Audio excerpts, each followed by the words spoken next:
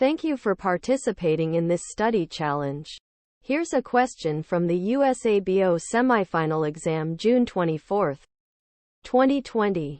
Please drop a like, comment, share this out, and subscribe as we continue to do USABO together.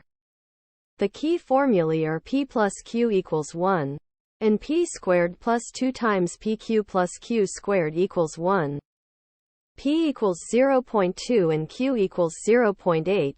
P squared is the frequency of homozygous recessives. Half of that is the frequency of homozygous recessives that survive. PQ is the frequency of recessive allele carriers. Calculate P for generation 1. Then square that to get the frequency of homozygous recessives in generation 2.